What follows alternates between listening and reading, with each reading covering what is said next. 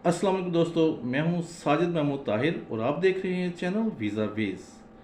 दोस्तों, आज के वीज़ा वेज में शामिल है यूके का डायरेक्ट एयर साइड ट्रांजिट।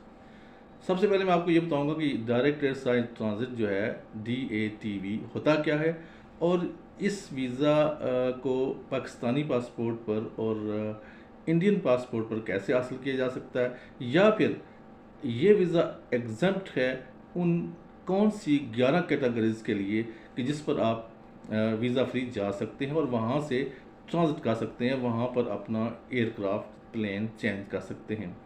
तो जनाब, सबसे पहले मैं आपको ये बताता चलूँ कि इंडियन और पाकिस्तानी पासपोर्ट पर नॉर्मली जब आप किसी थर्ड कंट्री में जा रहे हों और आपका ट्रांजिट बनता हो लंदन में, हीथ्रो में, स्टैनस्टेड में, कहीं भी, मैनचेस्टर, बर्मिंघम वगैरह में, ब्रेडफोर्ड में, कहीं भी अगर आपका ट्रांजिट है, आपने वहाँ से हवाई जहाज़ चेंज करना है, तो आपने अपने ट्रांजिट एरिया से बाहर नहीं जाना है। जहाँ पर ट्रांजिट एरिया है, एयर साइड ट्रांजिट एरिया, वहीं आपने रहना है और वहीं से आपने दूसरी फ़्लाइट के लिए बोर्डिंग या तो आपकी पहले से हुई होगी या वहीं से आपने जाके चेक इन करवा लेना है।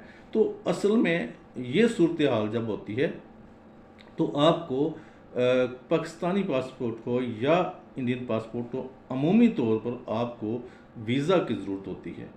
ये नहीं है कि आपने कहीं क्यूबा जाना है फ़र्ज़ करें, तो आप जाकर एयरपोर्ट से चेंज कर लें एयरप्लेन, ऐसा नहीं हो सकता। तो उसके लिए लाजमी है कि आप direct air side transit visa हासिल करें। इसकी फ़ी भी कम है, नॉर्मल जो स्टे ओवर ट्रांजिट होता है उसके निस्बत इसकी फ़ी कम है, लेकिन बहरहाल ये आपको वीज़ा हासिल करना होता है। और कुछ कंडीशंस ऐसी हैं जिनके तहत आपको इस वीज़ा की ज़रूरत नहीं रहती और आप जस्ट एयर टिकट लेकर चले जाते हैं। अगर आपने एयरपोर्ट चेंज नहीं करनी है, सेम एयरपोर्ट से आपकी नेक्स्ट फ़्लाइट है, तो आपको वीज़ा नहीं चाहिए इन कंडीशंस में। पहली कंडीशन ये है कि अगर आपके पास USA, न्यूजीलैंड या कनाडा का वीज़ा हो और आप वहाँ सफ़र कर रहे हों, मतलब यहाँ से आपने ट्रांजिट लेके लंदन से, फ़र्ज़ करते हैं लंदन से आपने ट्रांजिट लेना है और आपने चले जाना है कनाडा, न्यूजीलैंड या USA, तो फिर आपको इस DATV यानी कि direct air side transit visa की ज़रूरत नहीं रहती है।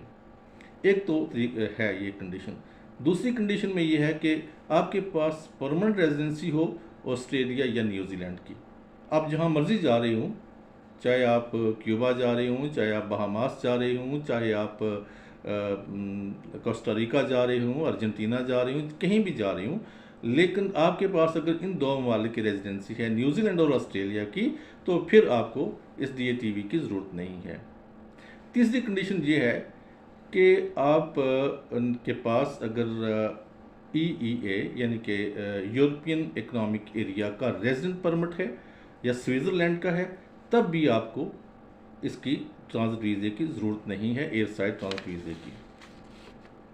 अगली कंडीशन में यह है कि अगर आपके पास कनाडा का परमानेंट रेजिडेंट परमिट है, आई मीन मुस्तकिल रिहाइश का परमिट है, लेकिन वो आपका 28 जून 2002 या उसके बाद इशू हुआ है तब वैलिड होगा। अगर उससे पहले इशू हुआ है तो फिर आपको, अगर आपके पास इंडियन या पाकिस्तानी पासपोर्ट और ये परमिट आपको पहले इशू हुआ है, तो फिर आपको वीज़े की ज़रूरत होगी।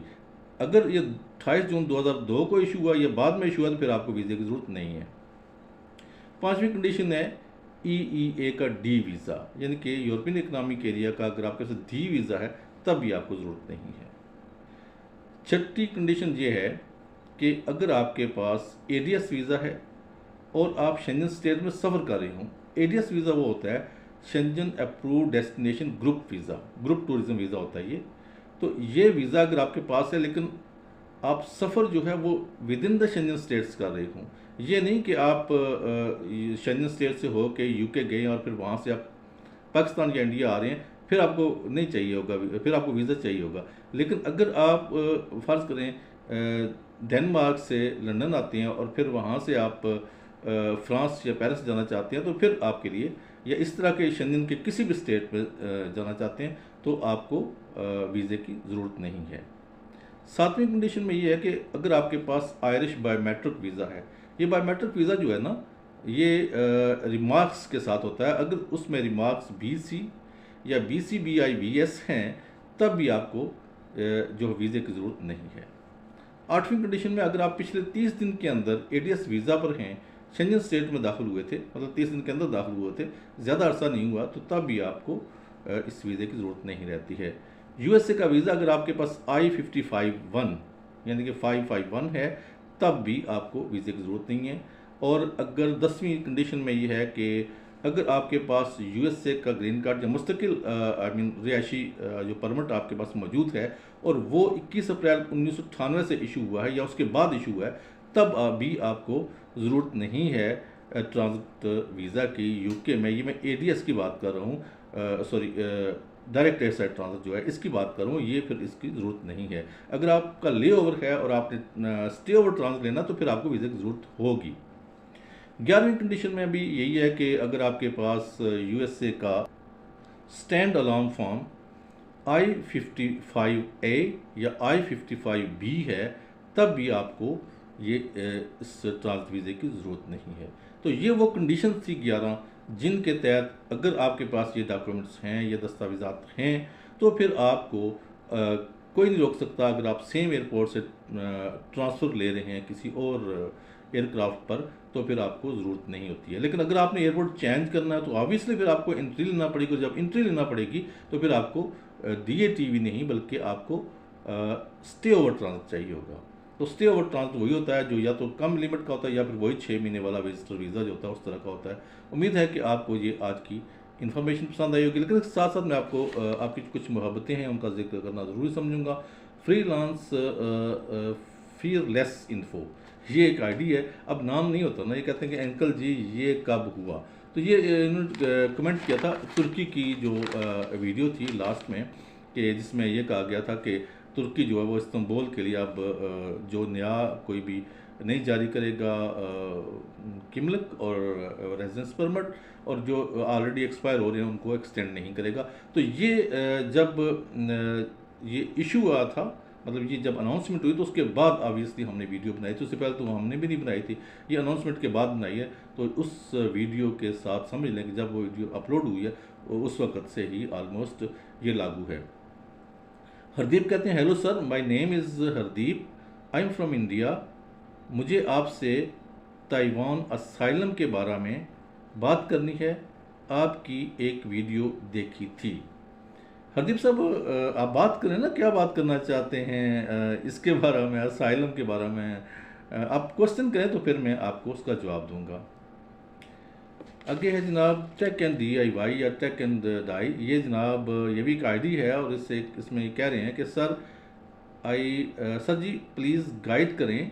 मैं 2005 में UK गया था लेकिन 5 साल वहाँ रहा और 2010 में अपनी मर्ज़ी से ख़ुद टिकट लेकर वापस आया।